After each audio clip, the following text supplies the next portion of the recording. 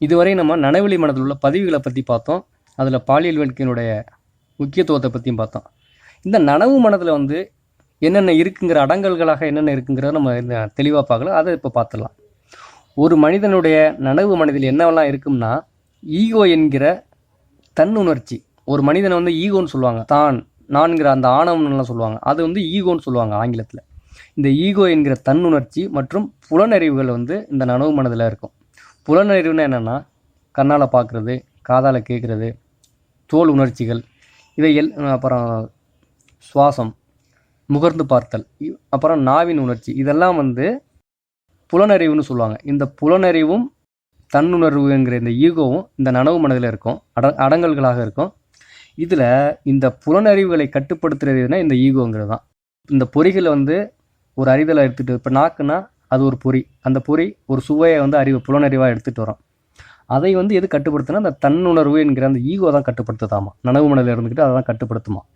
அடுத்தது நனவெளி மனதில் நம்ம ஏற்கனவே பார்த்துட்டோம் என்னென்ன இருக்குன்னு. அதாவது கட்டுப்படுத்தப்பட்ட வேட்கைகள். மேலும் என்னென்னா, ஒரு மனிதனுடைய குழந்தை பருவ நினைவுறுக்கள் நனவெளி மனதில் போய் பதிஞ்சிருக்கும்.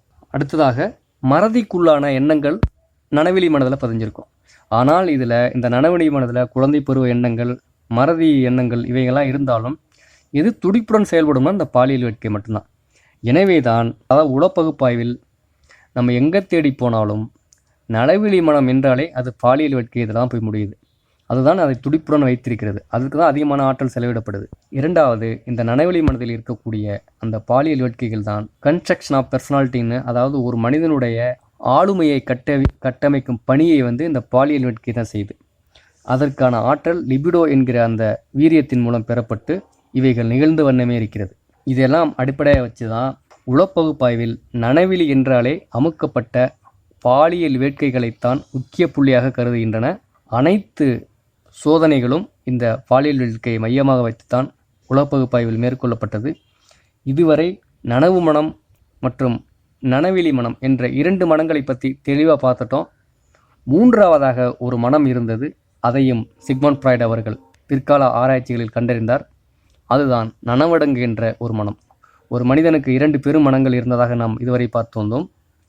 மூன்றாவதாக நனவடங்கு மனம் என்ற ஒரு மனத்தையும் சிக்மண்ட் ஃப்ராய்ட் அவர்கள் கண்டறிந்தார். அடுத்த பதிவில் மீண்டும் நனவு மனம், நனவடங்கு மனம் மற்றும் நனவெளி மனங்களை பற்றி தெளிவாக பார்க்கலாம்.